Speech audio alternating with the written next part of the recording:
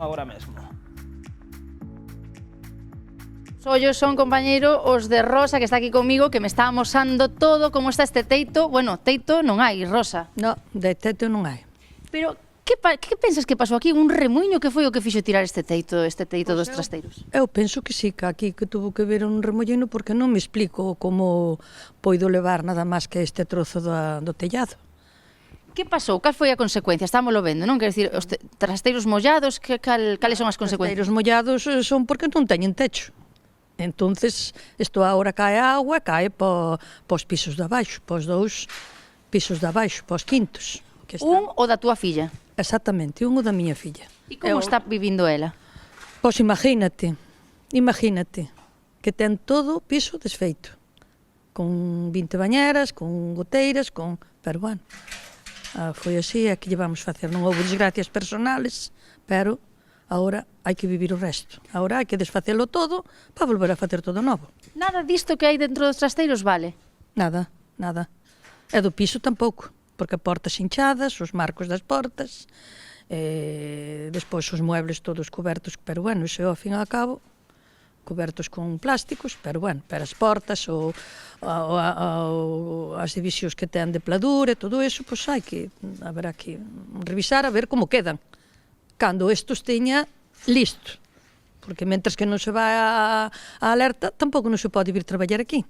É que o que dicimos, dicimos chovendo sobre mollado, segue chovendo no piso, non é así? Efectivamente, pero é o que hai. Non se pode nin descansar. No. Eles durmen ali no piso, seguen a dormir ali? Sí, dormen aquí porque non poden irse tampouco daqui, porque hai que vaciar as bañeras, hai que limpiar, porque claro, se non limpias, pasa yo do cuarto. Esa é outra. Entonces, tamén hai que ser un pouco... E o teito que estamos vendo aí, bueno, estamos vendo vigas desfeitas, foi forte o vento. Como era? Que construcción era? As vigas eran pa a cuberta, pero a cuberta estaba anclada ás vigas, pero debeu de ser o vendaval este que veu que levou vigas a todo. E de que está formado o teito? De que era? De paneles de sanguis. Ajá, levou solo esta parte de aquí? Nada máis que esta parte de aquí destes trasteros. Porque despois hai ali, como estás vendo, hai unha altura que xa ven a outra altura.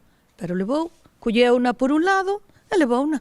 Arrancou toda e levou esta parte. Supoño que os veciños vivirían con medo. Ti non estabas aquí, pero sería de medo, non? Home, eu digo que me dixo a miña filla que sentiron pensaron que caiu o edificio inteiro. Ás 6 da mañá, a madrugada do domingo. Pero é o que hai, tocoulles a elas como se tocara a outro veciño. E agora viñenches botar unha man? Efectivamente, vim botar unha man, porque a outra miña filla ten outro piso no outro lado, e hai que tamén reparar e axudarlle a miña filla, que é o normal. E o edificio entendemos que non tiña ningún desperfecto, non? Foi todo do vendaval? Non, foi todo además, o tellado ten 6 anos, que prácticamente é novo. Pero, pois, debeu de ser un remolino ou que sei, eu non sei. Estes tormentas que veñen, ben sabes como veñen. Bueno, agardamos que a cousa non vai a máis, que deixe de chover. Agora está nos dando unha tregua tamén a choiva. Moitísimas gracias por atendernos, Rosa. Vale, gracias a vosotros e, bueno, a ver se vamos tirando. Pois iso, compañeiros, aquí seguimos. Claro, resignación, agradecer que non as desgrazas persoais, porque claro, estamos falando dunha racha de vento, Gloria, de 150 km por hora, claro, para levantar un tellado, cuidado, sí, ten que ser moi forte, pero de todas formas, non sei, o tellado como estaba, aquí decía o técnico que entende máis. Bueno, non entendo nada, eu son usuario, teño nivel usuario. Vale, a nivel usuario, home, supoño que determinadas tellados e demais era máis fácil, non? Pero se lle deron permisos, e ten todos os permisos en regra, dame igual como sea. A ver se podemos volver a ver esa imaxe que veíamos ao principio, non? Onde se veía, non? Ese tellado levantado, porque a imaxe a verdade é que é moi impresionante. Claro, hai algúns veciños, Pepo, que o que din é que, claro, que a construcción igual desa cuberta non era aceitada, bueno, pois para unha zona onde chove moito, hai vento... É posible, falaba do tipo sándwich, este concepto que hai agora moderno, E non sei realmente cal é a resistencia, porque eu son un pouco profano nese sector, pero eu sobre todo o que creo é que hai que alabar a atitude da veciña, non? Sí. Porque dentro da desgraza que teñen ali, pois ten unha tranquilidade, pois asume que o que queda agora é paliar os danos e intentar que non se propaguen a máis, pero polo menos non se lle ve que perda o control.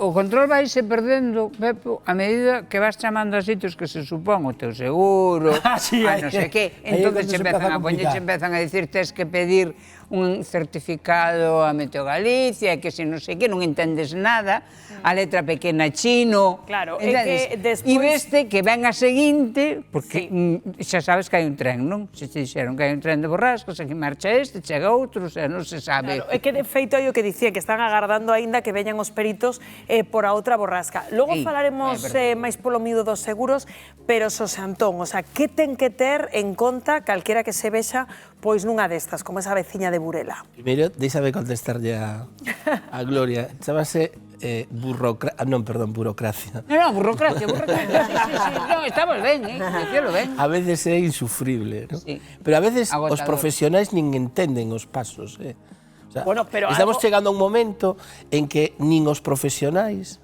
que se dedican a eso entenden o que teñen que facer, porque é un galimatías. Pero que ten que ter en conta si primeiro ter seguro, claro. Claro, todas as comunidades teñen a obligación de, non todos os pisos, pero as comunidades de propietarios teñen a obligación de ter seguro.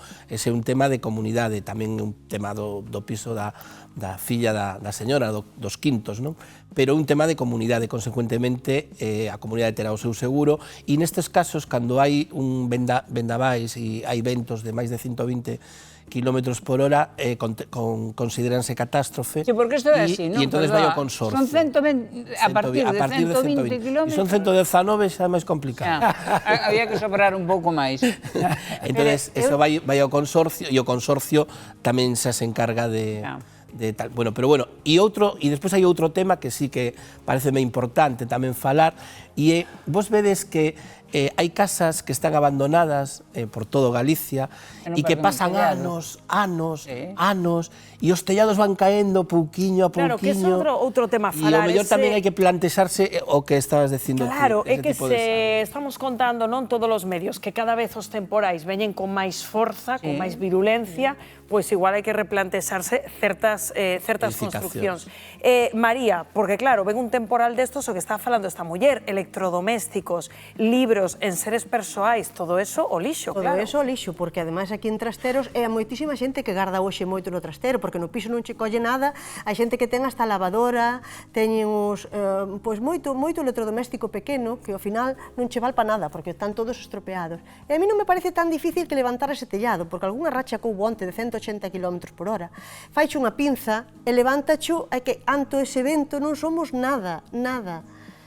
Paréceme tremendo. Claro. Como di, Dios nos salve, porque semejantes rachas de aire, Dios nos salve. Moita xente pendente hoxe da situación meteorolóxica, de como vai a evolucionar esta borrasca, de seguido conectaremos con Meteo Galicia, pero antes imos a ir de novo a ese punto, a Pedrafita do Cebreiro, porque hoxe